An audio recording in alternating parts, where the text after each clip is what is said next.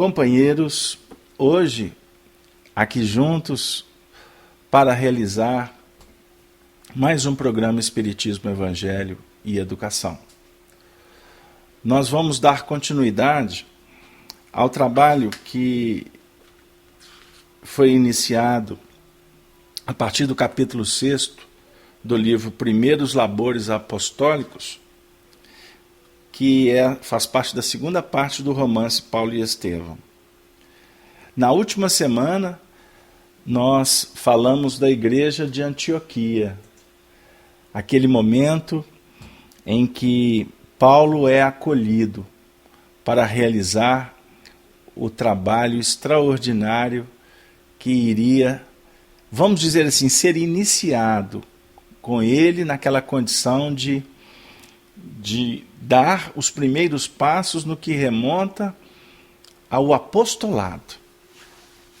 E nós comentamos que, por exemplo, Barnabé seguiu as orientações de Pedro para acolher o doutor Saulo, porque o nosso querido Simão Pedro antevia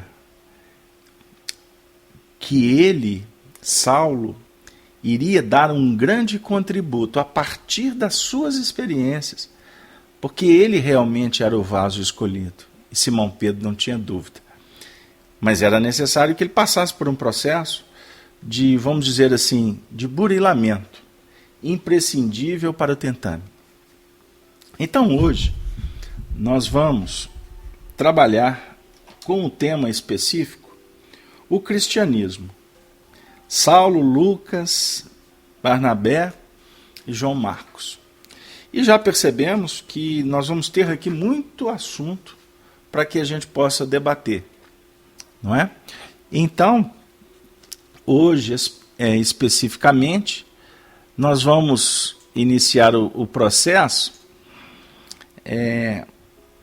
lembrando que a igreja de Antioquia tornou-se um venerável por suas obras de caridade e pelos fenômenos de que constituíra organismo central. Viajantes ilustres, nos conta Emmanuel, visitavam-no cheios de interesse. Os mais generosos faziam questão de lhe amparar os encargos de benemerência social. Foi aí que surgiu, certa vez, um médico muito jovem, de nome Lucas. De passagem pela cidade, aproximou-se da igreja animado, por sincero desejo de aprender algo de novo. Sua atenção fixou-se de modo especial naquele homem de aparência quase rude, que fermentava as opiniões. Antes que Barnabé empreendesse a abertura dos trabalhos, aquelas atitudes de Saulo, evidenciando preocupação generosa de ensinar e aprender simultaneamente, impressionaram-no a ponto de apresentar-se ao ex-rabino, desejoso de ouvi-lo com mais frequência. Saulo diz para ele: pois não, minha tenda está às suas ordens. Ele vai então acolher o jovem médico Lucas. E é muito interessante que nessa passagem descrita por Emmanuel, Barnabé havia terminado os comentários da noite quando o médico pediu a palavra para despedir-se depois de uma temporada com eles. Falava emocionado e por fim considerou acertadamente. Aqui Emmanuel vai contar um fato extraordinário para a história do cristianismo. E eu gostaria de convidá-los para, viajando para Antioquia, naquele período tão importante, lembrando que a igreja de Antioquia estava livre das injunções, da pressão, das influências, por exemplo, que sofria a igreja de Jerusalém, no caso, a Casa do Caminho. Por isso, ela tinha um aspecto vibracional, magnético, de um valor contagiante, pautada na simplicidade, no amor, nas convicções mais sadias, conforme Emmanuel define. Então, pede a palavra Lucas e diz assim: Irmãos,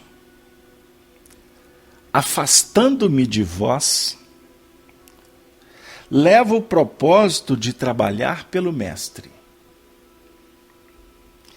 impregnando nisso todo o cabedal de minhas fracas forças.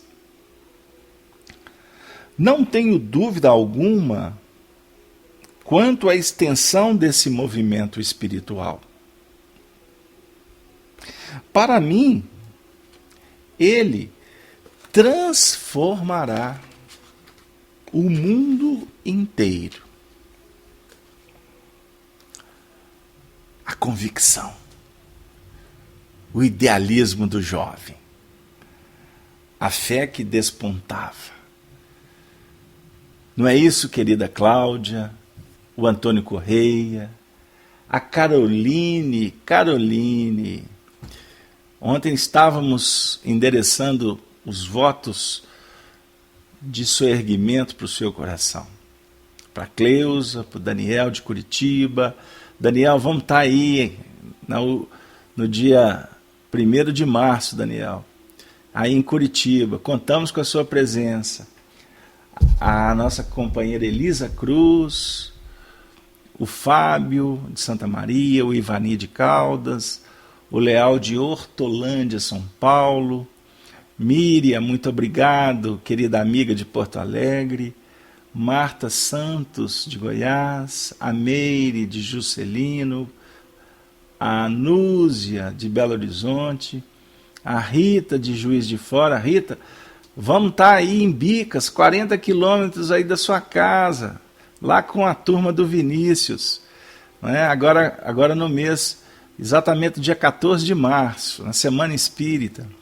O Sérgio de Porto Alegre, o Sindival de Minas, a Tânia e tantos outros que encontram nos seus lares os ouvintes da Rádio Brasil Espírita. Um grande abraço para todos. Mas a convicção dele, do Evangelho transformando o mundo inteiro. Você tem dúvida disso? Você que se encontra no seu lar, você tem dúvida de que o Evangelho será a alavanca para o progresso da humanidade? Não temos. Nós temos certeza. Aí Lucas diz assim: entretanto, pondero a necessidade de imprimirmos a melhor expressão de unidade às suas manifestações. Quero referir-me aos títulos que nos identificam a comunidade. Não vejo na palavra caminho uma designação perfeita que traduza o nosso esforço. Lembrando que eles eram os homens da casa do caminho. Então, tratados como homens do caminho. Os discípulos do Cristo são chamados viajores, peregrinos, caminheiros, mas há viandantes e estradas de todos os matizes. O mal tem, igualmente, os seus caminhos. Não seria mais justo chamarmos-nos cristãos uns aos outros? Esse título nos recordará a presença do Mestre, nos dará energia em seu nome e caracterizará de modo perfeito as nossas atividades, em concordância com os seus ensinos. A sugestão, amigos, descreve Emmanuel que foi aceita por unanimidade. Olha que legal, que interessante. Todos se abraçaram enternecidamente, agradecendo, pois viam aquele momento como um momento de uma inspiração superior. E Lucas foi o escolhido para ser o intermediário.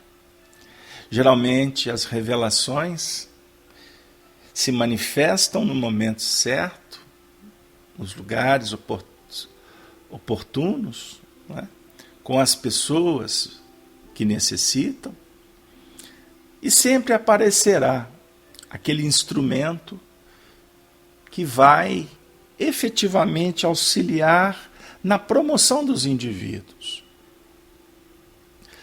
Você, eu, todos nós podemos ser escolhidos para trazer uma revelação do alto, num diálogo. Mas nem sempre nos fazemos em condições merecedores. Por isso que nós, discípulos, candidatos a médiuns intermediários, conforme ensina Allan Kardec, precisamos estar cuidando constantemente, permanentemente, para que nós sejamos dignos. Por quê? Se não formos dignos, com certeza o Senhor vai escolher o outro. Porque conforme o próprio Espírito de Verdade falou para Allan Kardec, o progresso não pode ficar circunscrito na mão de um. As missões, quando o indivíduo, o espírito é preparado para tal empreendimento, e quanto mais elevado seja o seu mandato, maior o amparo, mas também o cuidado em criar uma epopeia de ações que definam conjugações, trabalho de equipe, formação de grupos. Por quê? Mesmo que o indivíduo aparentemente esteja só, ele estará sempre envolvido pelos seus tutores no invisível. E, se ele falhar, outros serão designados para continuar a obra. Disso não tenhamos dúvida. Agora, uma coisa que também, um ponto aqui que me chamou muita atenção nesse texto, é quando ele interrompe o discurso dele dizendo: esse título nos recordará a presença do Mestre. Então, quando nós somos chamados ou nos apresentamos como cristãos,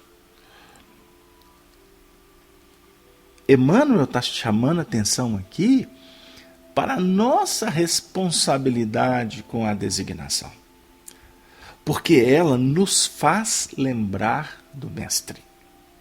Cristãos, não é? De Cristos.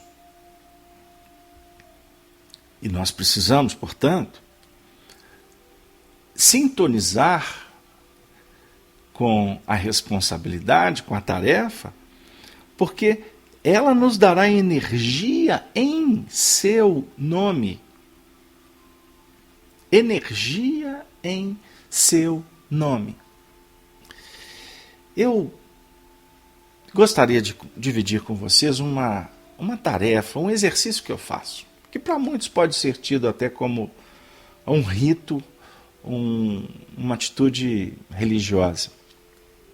Mas eu confesso que eu procuro entender o valor espiritual dela. Nós nos comunicamos de várias maneiras e, dentre elas, escrevemos e-mails, mensagens. Não é? Agora tem o Zap Zap, né?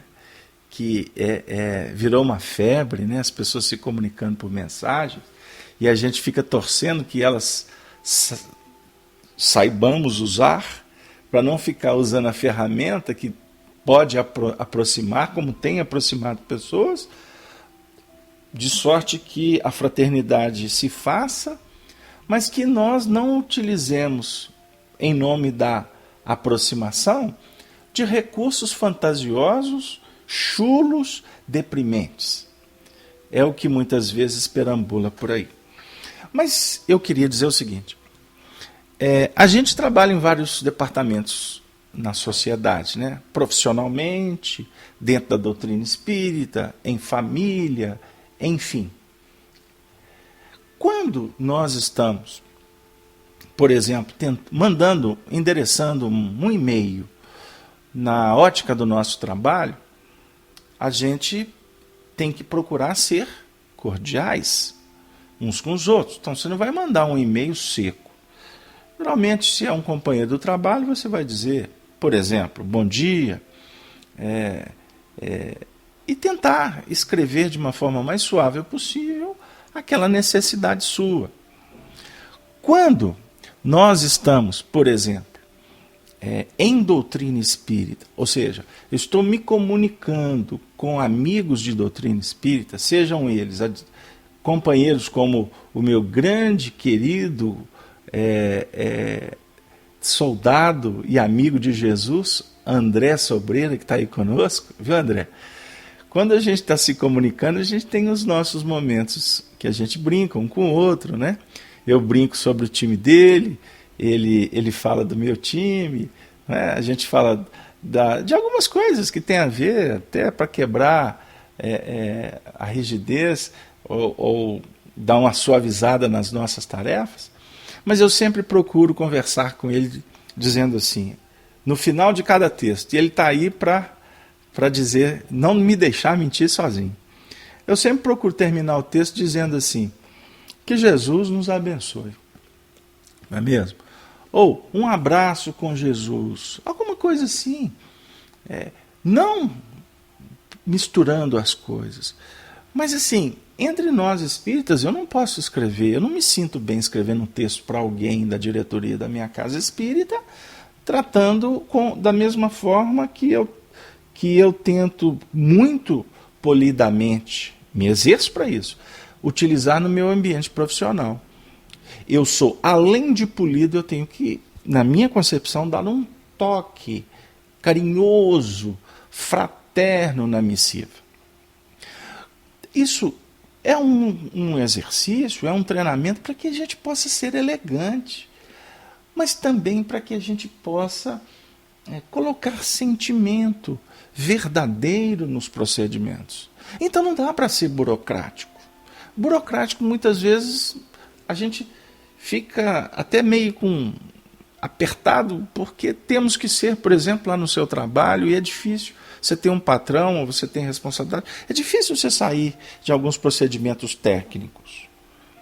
Então, eu não vou terminar o texto para o presidente da minha empresa dizendo, que Jesus te abençoe. Não é? Eu tenho que adequar a linguagem àquele ambiente. Porque aí, se a gente usa desses procedimentos nesse ambiente, né, a gente efetivamente podemos nos tornar fanáticos, exagerados, uma série de coisas. Ok? Agora, entre nós temos que Se não tivermos oportunidade até de escrever, ou porque a minha característica não favoreça que eu seja mais detalhista, mas a base é o sentimento, é a vibração. Eu gostaria até de aproveitar para responder a Solange, que está no chat questionando sobre o Hangout. Solange, eu peço desculpas, mas eu tive problema técnico e o Hangout só está transmitindo, ou melhor, o YouTube está transmitindo a imagem, mas eu não consegui abrir o chat. Eu tentei assim infinitas vezes, eu tive problema em todas elas. Então eu estou transmitindo o áudio, estou transmitindo aqui na sala e depois vamos disponibilizar o vídeo na Rede Amigo Espírita. Então é isso, a tecnologia a informática, nós utilizamos muitos recursos, muitas portas que a gente transmite e nem sempre a gente consegue ser eficiente em todas, principalmente por conta da nossa limitação, porque somos reconhecidamente amadores e muito amadores. E também a nossa internet, né? O lidar com a informática ainda também é muito complicado. Vira e mexe a gente tem vírus nos computadores, aí você tem que formatar o computador, e o que estava arredondado você tem que começar de novo, enfim. Então eu gostaria que alguém fosse no Hangout e deixasse lá uma mensagem explicando essa situação, por favor. Continuando. Então, para que a gente possa trabalhar nessa linha de cristianismo, quando a gente lembra que somos cristãos e devemos procurar ter atitudes como as reveladas, induzidas, ensinadas por Jesus, né? É um sinal que nós estamos procurando estar vigilantes, atentos, estarmos naquela condição de, vamos assim dizer, com responsabilidade com o nosso trabalho, para que a nossa oportunidade não seja barateada, sucateada, que os valores cristãos não sejam corrompidos, deteriorados, que não haja inversão de valores. Nós somos cristãos, discípulos de Jesus. Porque para ser cristão basta você dizer, eu sou cristão. Não tem fórmula, não tem batismo, ninguém tem que te autorizar a fazer isso. É o seu desejo, é a sua vontade. Agora, não basta dizer eu quero. Isso é um pensamento que tem nos visitado. Não basta dizer eu quero. É fundamental, é imprescindível que nós sejamos. Devemos nos tornar. Né? E usar essa condição de tornar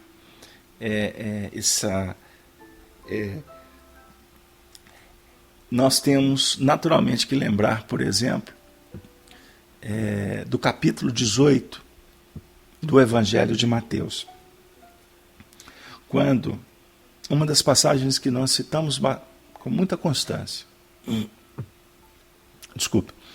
Jesus foi questionado pelos intelectuais.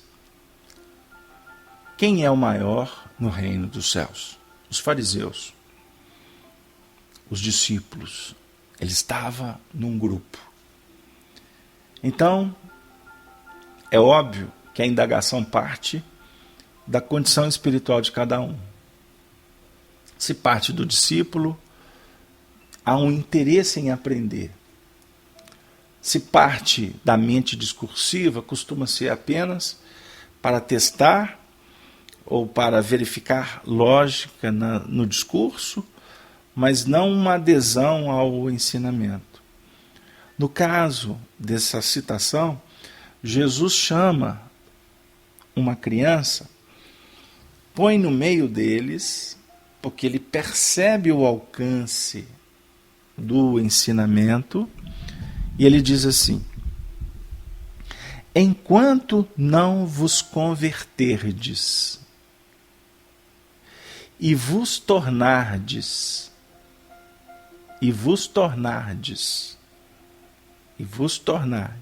igual a essa criança, não podereis entrar no reino dos céus. A pergunta é quem era maior, e ele diz: enquanto não vos converterdes, que é a adesão filosófica, mas tornar, que vem em segundo movimento, não podes entrar, quanto mais entender o mecanismo da vivência, porque senão fica muito no plano teórico. Eu posso chegar aqui para vocês e ensinar o caminho da minha casa. Eu moro na cidade no estado de Minas Gerais, nesse Brasil colossal, moro na capital, chamada Belo Horizonte. Moro no bairro tal, na rua X. Se eu explicar isso para quem conhece a cidade de Belo Horizonte, que conhece o bairro que eu moro e a rua, a pessoa faz um roteiro assim, instantaneamente, e chega aqui corretamente, porque ela já conhece. Agora, se eu for explicar, apenas dando o endereço, aonde eu moro, para uma pessoa que nunca veio a Belo Horizonte, não vai dar liga. Ela pode ter até a vontade de vir, mas ela só vai chegar aqui quando ela efetivamente colocar o pé no caminho. Porque, como diz Hermes Trismegisto, lá no Egito Antigo, o caminho se faz no caminhar. Essa frase está muito popular porque o Titãs colocou em uma das letras que tocam bastante nas rádios. O caminho se faz no caminhar. Porém, eles recitam assim: é caminhando que se faz o caminho. Mas poeticamente ajustou a letra, a música, mas aqui o sentido pode ser o mesmo, não tem problema. É caminhando que se constrói o caminho, isso mesmo. O caminho se faz no caminhar. Ele deixa de ser filosofia. Ele passa a ser uma ciência experimental. Com isso, nós podemos dizer com muito carinho para todos que Jesus propõe, mas ele não pode fazer por nós. No dia seguinte, que Lucas sugere a designação de cristãos, né?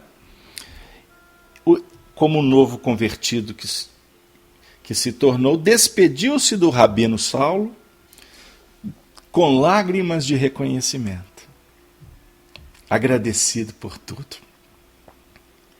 Partiria para a Grécia, mas fazia questão de lembrá-lo em todos os pormenores da nova tarefa. Da porta de sua tenda rústica, o ex-doutor da lei contemplou o vulto de Lucas, até que desaparecesse ao longe, voltando ao tear de olhos úmidos. A sensibilidade de Saulo, o novo homem em Cristo. Gratamente emocionado, reconhecia no trato do Evangelho aprender a ser amigo fiel e dedicado. Querido companheiro, amigo da Rádio Brasil Espírita, companheiros que estão no site da FIAC acompanhando o áudio, na Rede Amigo Espírita, na Rádio 3, você que está na sua casa agora, que Jesus abençoe a todos. abençoe a sua casa. Eu os convido a mentalizar todos que estão aí com você. Abrace-os mentalmente. Faz de conta que você é um espírito desencarnado, que está indo visitar esse coração, que pode estar dormindo, assistindo televisão, jantando, estudando, se preparando para o amanhã, dormindo. Mentalize a cena, você, um espírito desencarnado, percorrendo a sua casa, estendendo a destra, irradiando um passe. Se você não sabe aplicar um passe, frequente os estudos do André no sábado de manhã, porque ele vai em breve dar um curso de passe pela internet. Ele já dá de mediunidade, dá um de passe, é tranquilo para ele. Só para brincar com ele. Sinta-se como espírito e abençoe essas pessoas que estão aí. Carlos Alberto, eu estou sozinha. Eu estou só, Carlos Alberto. Saia do corpo. Vem aqui em casa. Penetre no seu visor. E vamos juntos passear pelos céus. Nós que estamos no Brasil, são quase 21 horas. Vamos levitar por aí. Vamos naquele hospital, desça comigo. Vamos naquela ala das mais difíceis. Observe os leitos. Veja o sofrimento. Vamos juntos. Vamos estender as mãos e oferecer um recurso magnético ao amor. Agora olhe nos olhos dessa senhora. Sinta a expressão de gratidão dela. Esse Senhor que verte uma lágrima. Ele está te agradecendo pelo gesto.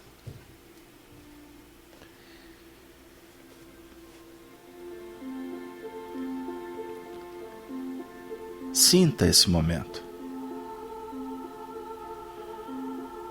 Feche os seus olhos. Não se preocupe, isso não estava no nosso planejamento. Eu quero que você sinta o seu corpo.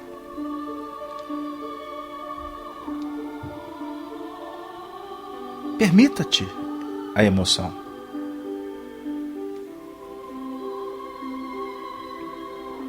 Sinta a presença de Deus no seu coração.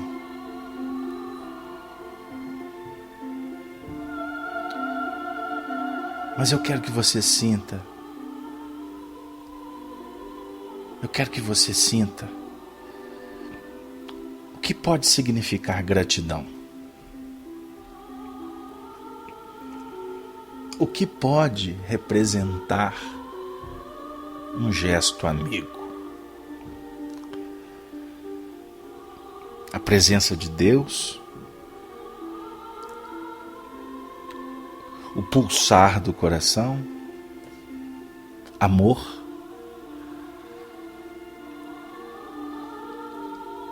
o encontro divino com aquele que se dá, que se deu e que se dará por nós. Eu falo de Jesus.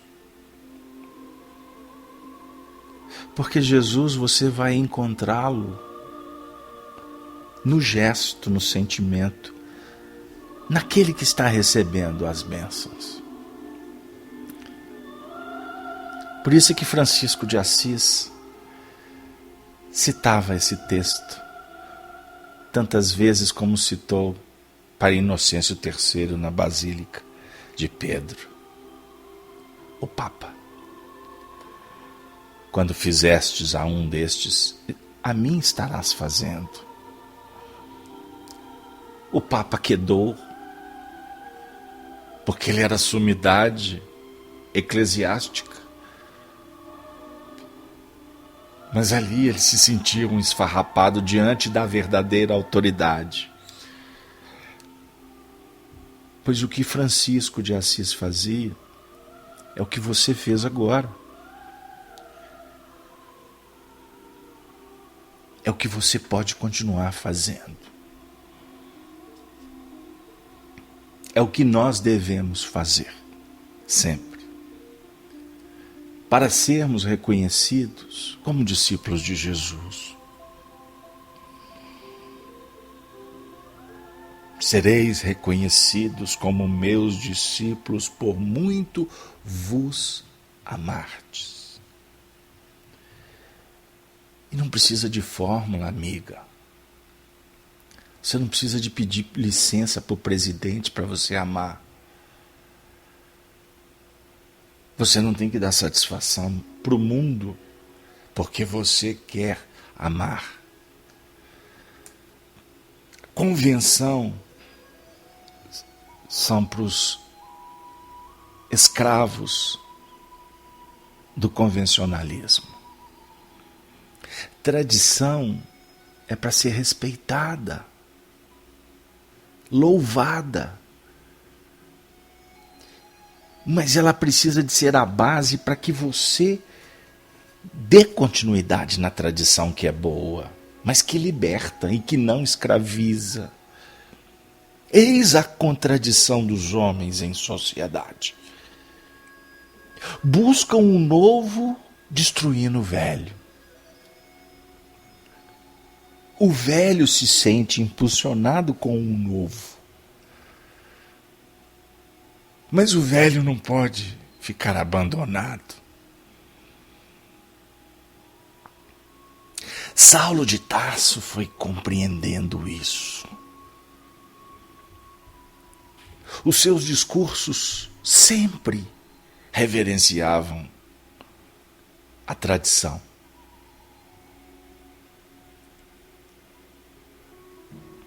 Mas ele dizia: o que os nossos pais idealizaram, os profetas anteciparam, já aconteceu.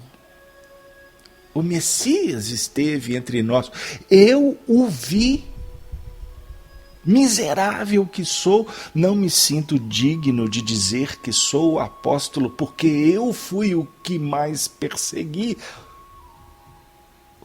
os discípulos do carpinteiro, como querem afirmar.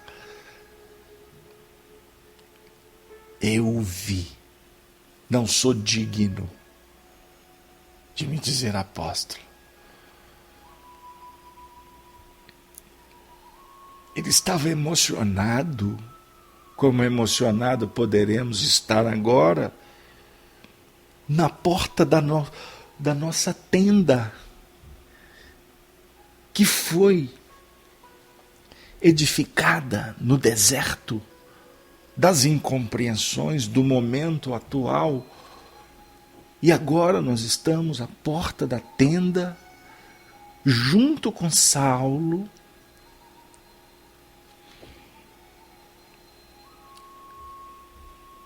emocionados e reconhecidos pelo trato do Evangelho. O trato do Evangelho, ele aprendeu a ser amigo fiel e dedicado. Amigo fiel e dedicado.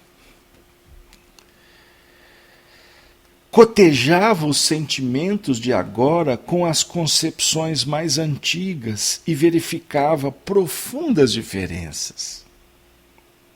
Outrora, Suas relações se prendiam a conveniências sociais. Os afeiçoados vinham e seguiam sem deixar grandes sinais em sua alma vibrátil. Agora, o coração renovara-se em Jesus Cristo, tornara-se mais sensível em contato com o divino. As dedicações sinceras esculpiam-se nele para sempre. Caríssimo amigo, esse parágrafo aqui é suficiente para a gente debater, conversar e sentir a responsabilidade que nós deveríamos ter com a vida.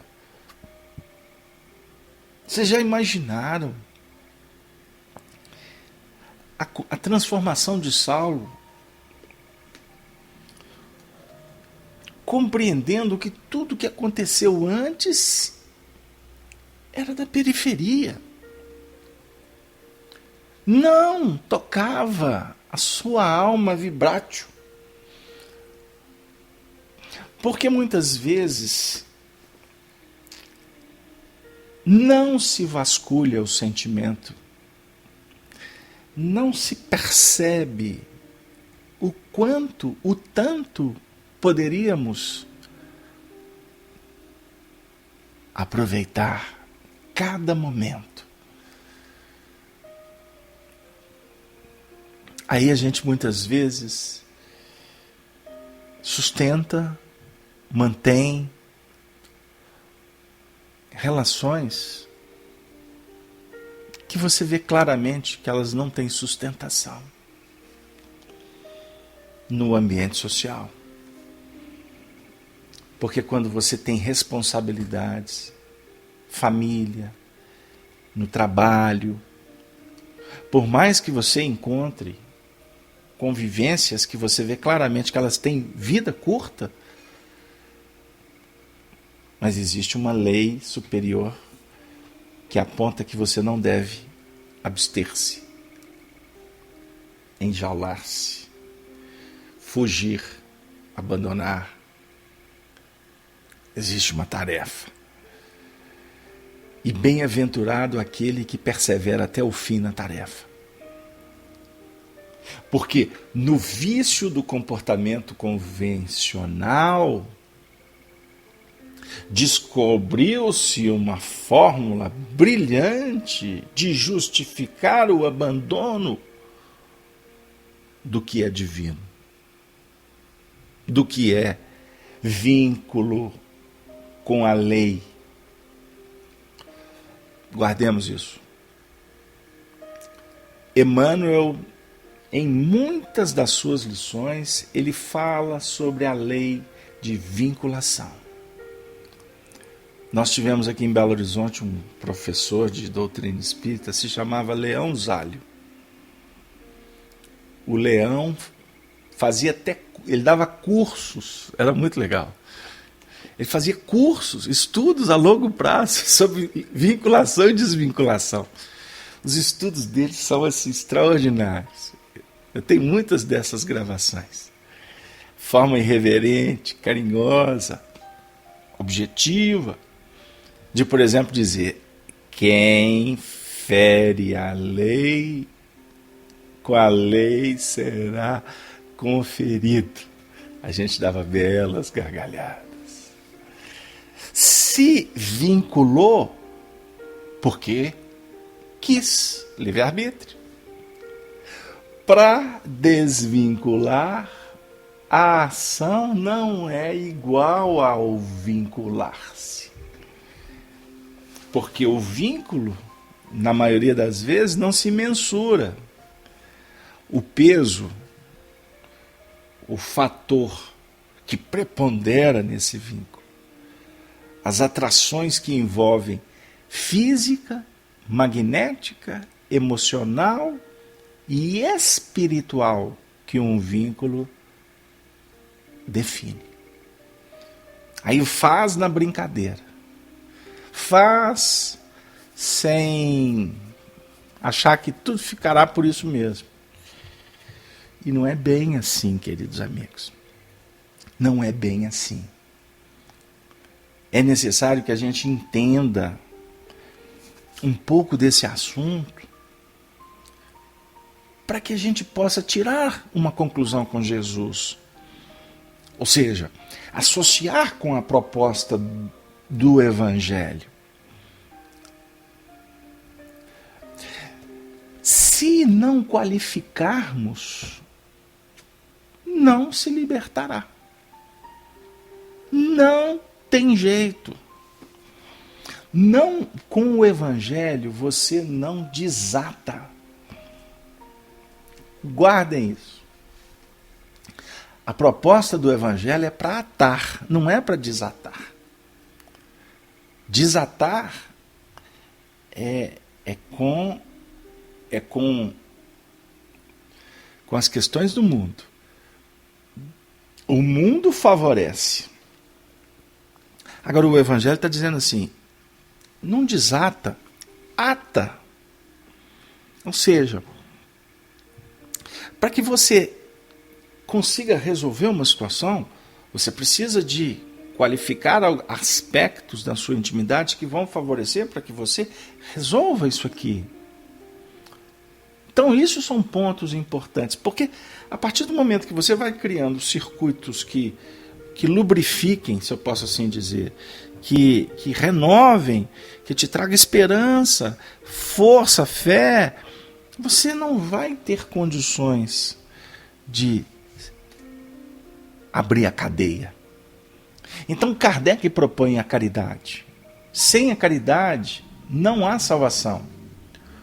O Antônio Correia está dizendo assim: nas minhas reflexões solitárias, cheguei à conclusão de que a terra prometida pelas divinas revelações é o Evangelho Cristo Jesus. Ele está trazendo um pensamento de Gamaliel, que está aqui nesse livro. Não é isso, Antônio? A terra prometida é o Evangelho. Qual o Evangelho? Vivenciado. Terra, qual terra? Qual é a Canaã? Do coração, meu amigo. É o mundo íntimo. Eu tenho um material que eu sonho ele se tornar um livro um dia. Um material extraordinário, extraordinário. Mas não sei se... O livro está pronto. Mas o meu coração ainda pediu para guardar. Aonde nós vamos encontrar uma palestra de uma das maiores sumidades do movimento espírita de Minas Gerais. Essa palestra ela tem o título A Canaã Prometida. Esta palestra é um material muito próximo de um livro como A Caminho da Luz de Emmanuel. E ela foi proferida, esse discurso foi proferido lá no Triângulo Mineiro. Eu vou ficar por aqui, porque senão eu começo a dar alguns indícios para que se chegue na fonte. Mas é um material extraordinário que está guardado há 60 anos. Canaã prometida, você me fez lembrar, Antônio. E eu fico até emocionado porque esse espírito foi um grande amigo dos amigos para sempre. E que deixaram um grande legado para nós, do que remonta às tradições, à escola espírita. Porque a doutrina espírita é um grande projeto de educação espiritual, que dá continuidade ao Evangelho e desenvolve muitos aspectos, porque a doutrina espírita é uma chave. Isso é uma visão de Kardec que Emmanuel em vários momentos também cita. A doutrina espírita é chave para abrir. Por isso é que outro dia nós fomos questionados. A Rita está dizendo, Carlos Alberto, diga onde encontrar essa pérola. Se eu falar o que vai atrair, minha amiga, então deixa guardada, está num baú, um baú muito bem guardado, viu, querida? Mas eu não posso nem citar o endereço, porque espiritualmente vai ser fria. Mas eu quero te dizer o seguinte, doutrina espírita é chave. Allan Kardec no livro A Gênese, no livro dos Médiuns, ele aponta para nós a necessidade da gente estudar as tradições, estudar as letras antigas. E muitas vezes nós espíritas ficamos cheios de dedo. Não pode não, isso aqui é esotérico, isso aqui é místico e aqui... Gente, doutrina espírita é para abrir. A doutrina espírita é ciência, síntese de todas as ciências que foram reveladas no tempo. Ciências espirituais, né? Vocês estão entendendo.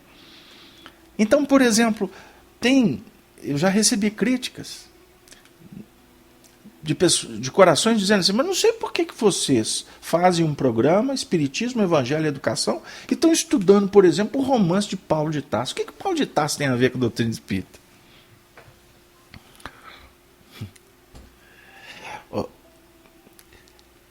O nosso projeto é estudar o Antigo Testamento, tá? Os nossos projetos é estudar os Salmos, né? Estudar Esdras, é estudar Daniel, é estudar Gesiel, é estudar Elias, é estudar Moisés, porque a revelação, esse caminho para Canaã, ele está consubstanciado na proposta judaica. A religiosidade superior, e eu não estou falando judaísmo como religião, como catolicismo, como espiritismo, não. Estamos citando todas as propostas como propostas que oferecem recursos. E eu não estou dizendo que a gente tem que ser doutor de todas. Não. Mas aonde o teu coração está permeando, vá buscar, estuda, corra atrás.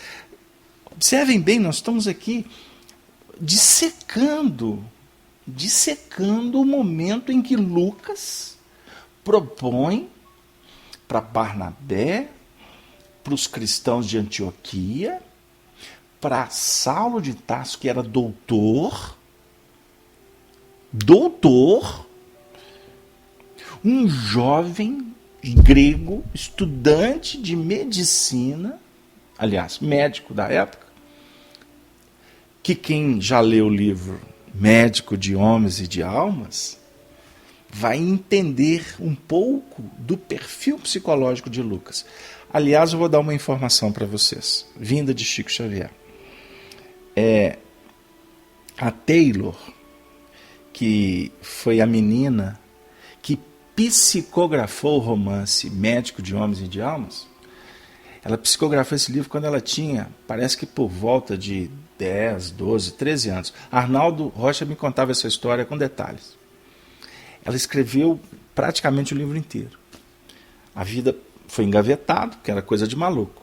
Ela cresceu, adquiriu maturidade, e depois ela, com a ajuda do mundo espiritual e de pessoas queridas, ela redesenhou o romance Médico de Homens e de Almas. É um livro extraordinário que conta a história de Lucas. Aí, certa feita, Chico Xavier disse para Arnaldo, sabe por que, Naldinha, ela escreveu com tanta propriedade a história do nosso apóstolo Lucas? Porque naquela existência ela foi mãe dele. Olha que legal. Essas informações do Chico. Aí a gente vai entender o porquê que o médium tinha tantos recursos. Além de sintonizado na história, vinculado espiritualmente, porque foi mãe. Não quer dizer que permanece vinculado, mas o envolvimento, a vibração, o magnetismo, ele contagia. E isso vai impregnando. Querem um exemplo? A gente vira e mexe, né, tem a ousadia de citar Francisco de Assis, né? Porque a pleiade de espíritos que receberam a missão de conduzir esse próximo milênio estão na dimensão de João, de Francisco. Isso foi revelado há mais de 50 anos. É um momento, vai ser o milênio da espiritualidade. Espiritualidade que envolve a razão kardeciana, a fé paulina, o projeto Pedro, né? Tudo com simbolismo, tá, gente? Não significa que eu estou falando de personalidades. O projeto Francisco, o projeto João, o projeto Amor.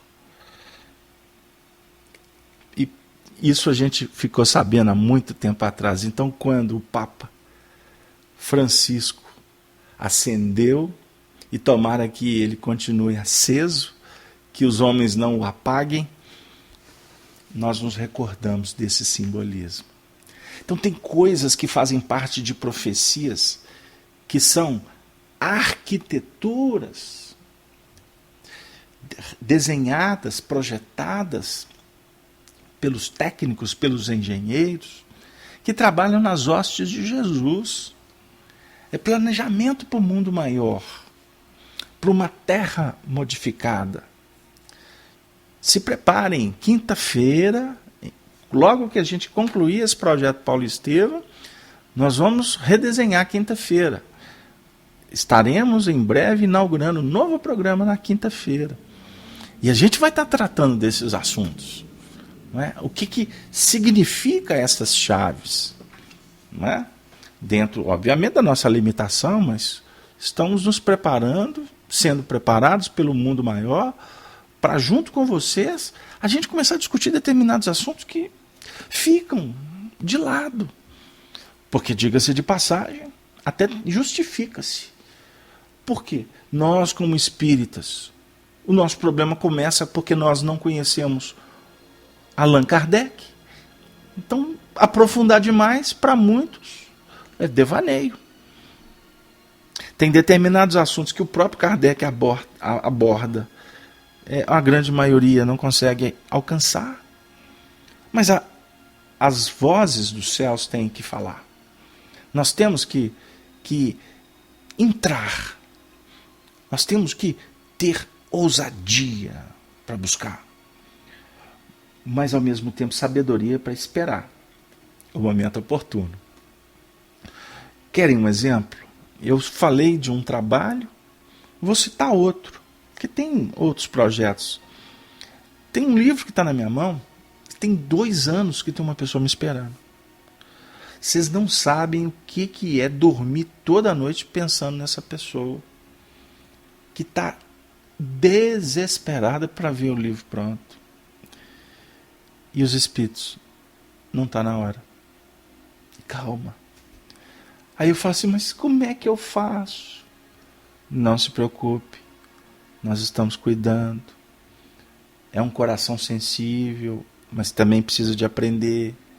Mas eu falei assim, mas eu estou sendo motivo de escândalo. Você está sendo vaidoso. Espera. Aí a gente toma uma chapuletada, né? Aí tem que ficar quieto. Mas, ou seja, tem que saber esperar. Os egípcios, vocês vão encontrar esse pensamento também num romance intitulado Semíramis, que foi escrito por Camilo Rodrigues Chaves na década de 50. Quando o livro foi ser editado, ele desencarnou. Lá, nós vamos encontrar um momento muito especial de um sacerdote egípcio chamado Simas, que era pai da Semíramis, que se tornou o referencial para Alexandre o Grande, para vocês terem uma ideia. Ela foi a grande musa da Babilônia.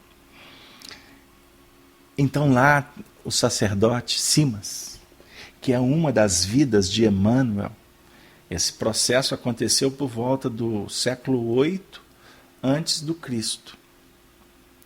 Então ele relembra para ela o pilar, aliás, um dos 4 pontos básicos que eram estudados pelos grandes sacerdotes do Egito. A sabedoria está no ousar, calar, amar e fazer. Nós temos que conjugar tudo isso. Querido amigo, depois de muitas viagens pelos pontos que vão nos ajudando nas elaborações, a gente queria dizer que Paulo estava sensibilizado, estava alegre, ele estava feliz, porque ele estava encontrando corações que buscavam sintonia com o que ele estava buscando também. É tão importante. Eu não vou encontrar palavras para dizer da alegria de encontrar almas afins. Que eu não quero fechar dizendo em almas já resolvidas. Não. Encontrar corações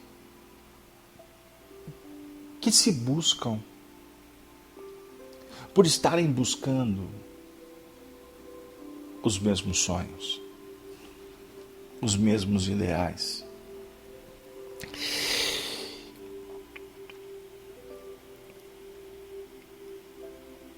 Mas o que macula, o que conspurca, é que, como Lucas, alma jovem idealista,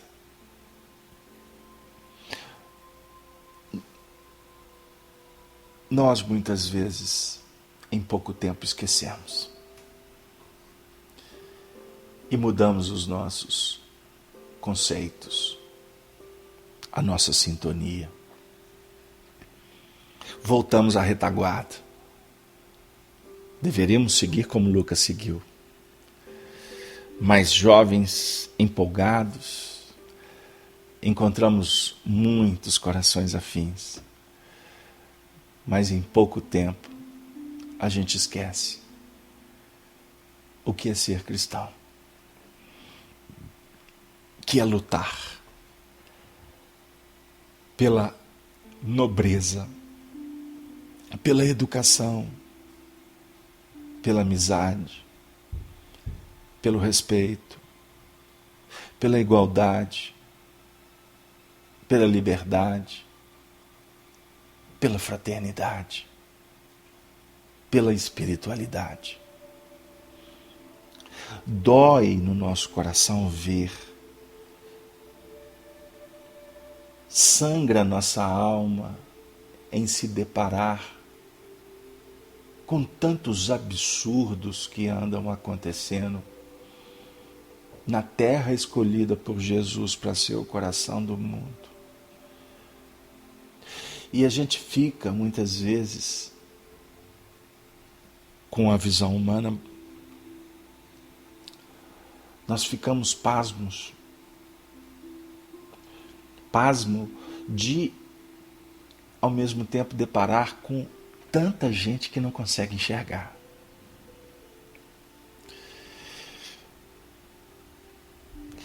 A luta feroz para destruir o nosso país, para acabar com as nossas reservas,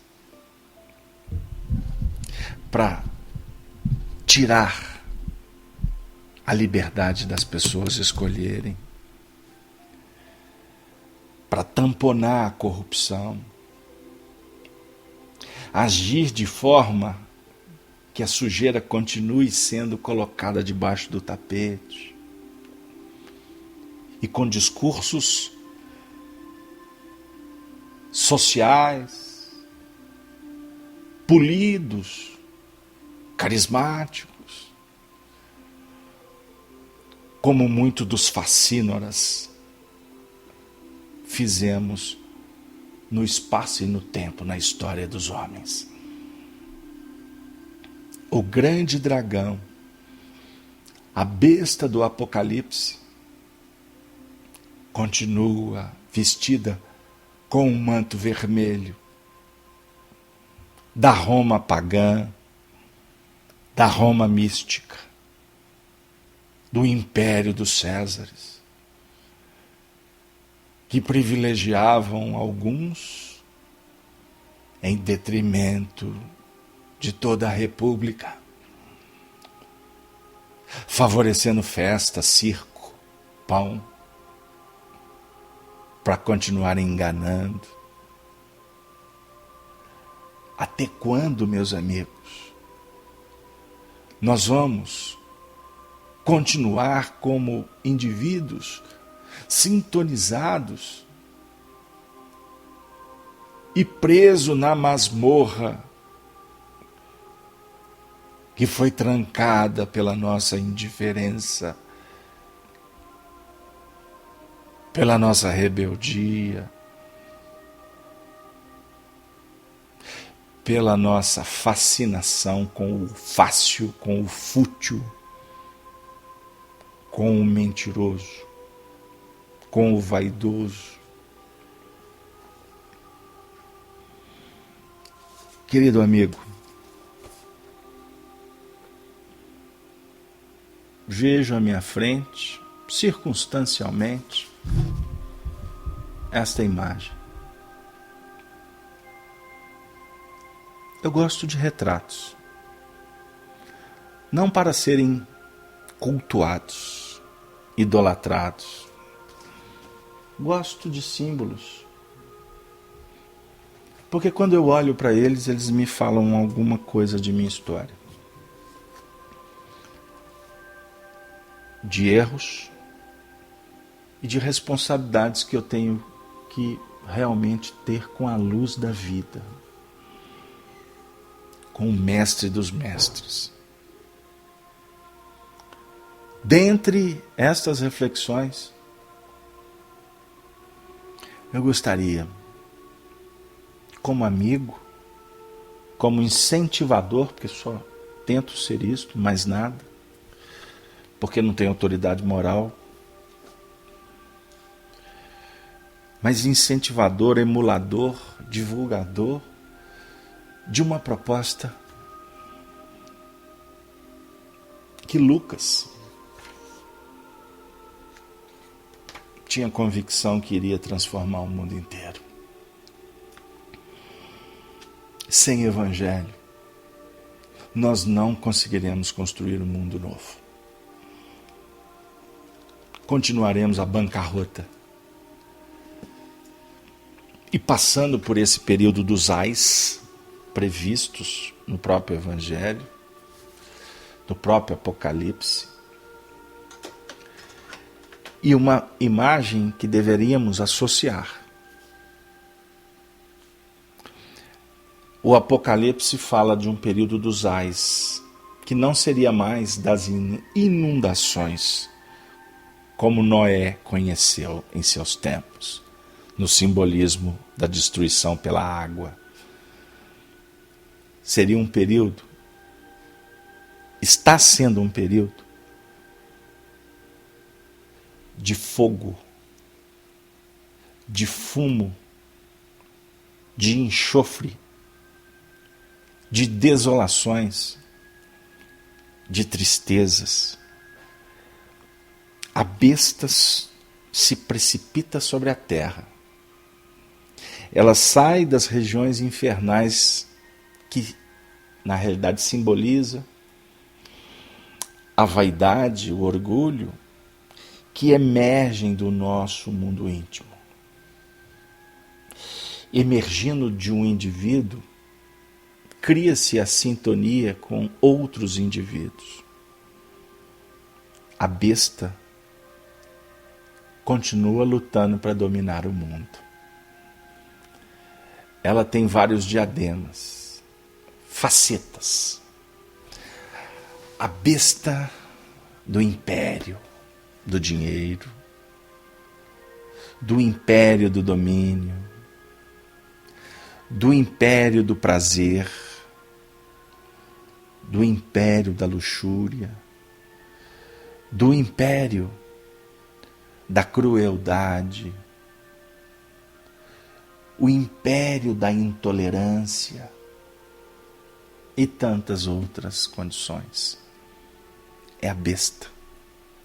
Durante muito tempo, ela sustentou impérios na antiguidade. O mais famoso de todo, Roma. Roma em duas partes.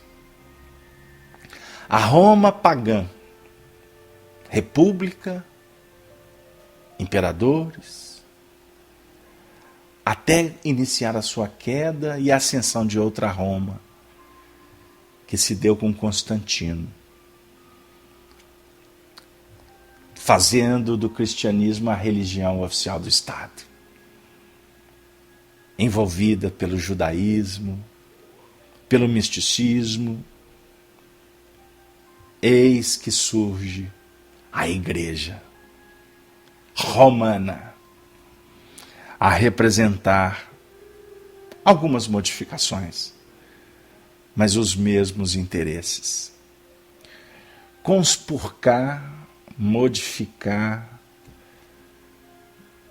a essência para se estabelecer. A Roma, com a sua capa vermelha, com as suas coroas sustentadas pela loucura do homem, hoje ela se transveste em N outros impérios. Agora, o que fica para nós é que Jesus passou como perdedor pela Roma. E, na realidade, todas as forças que se conjugaram para destruí-lo, hoje, são poeiras, são escombros. E o Evangelho vai tremulando, como o sol dos novos tempos. Da mesma forma que na atualidade, em que a ribalta se modificou, mas que os personagens continuamos os mesmos, procurando ofuscá-lo, crucificá-lo novamente, ele, silencioso, continua subindo ao monte,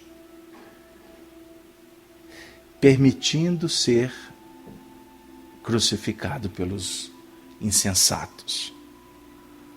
Porque cada vez que nós o torturamos, vendemos, traímos, cada vez que nós colocamos a espinha ou a coroa de espinho sobre a sua fronte, ele renasce no terceiro dia e vai contando para cada um de nós que a ressurreição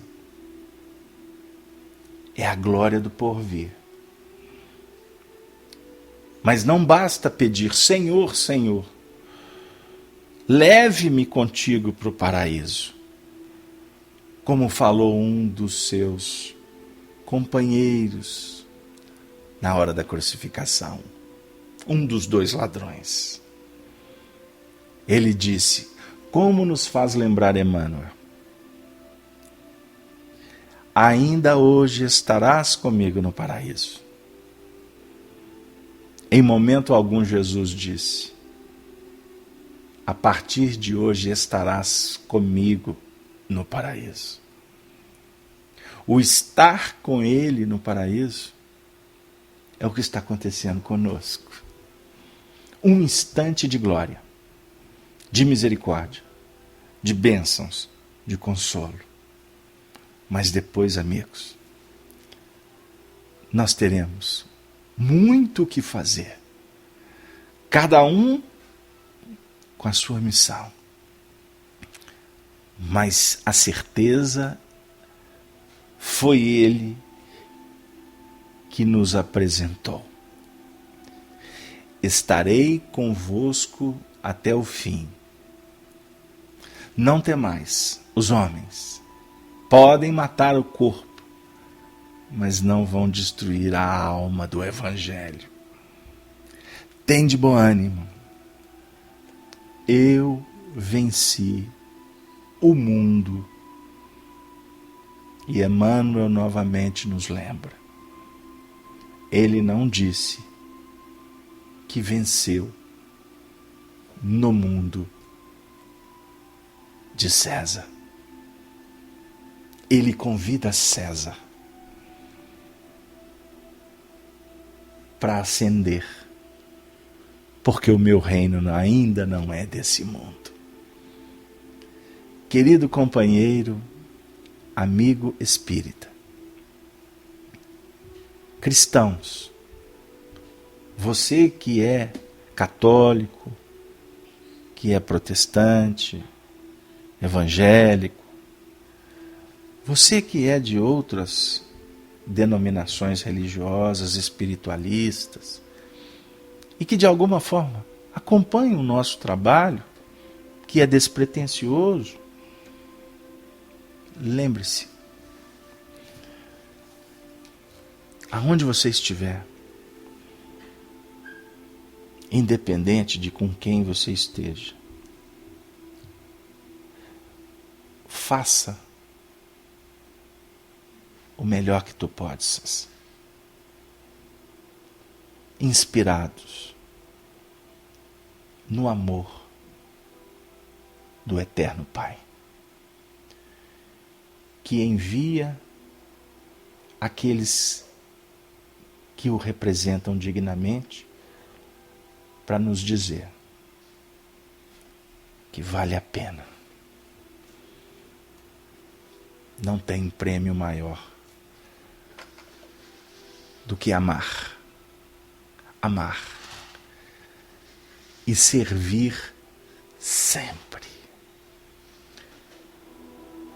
Que o Senhor da vida continue nos envolvendo, nos inspirando, para que possamos continuar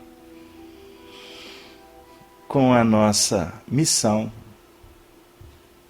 de fazermos amigos. E vocês que acompanham os vídeos, os áudios que são disponibilizados depois, saibam que vocês são o motivo principal da gente estar aqui.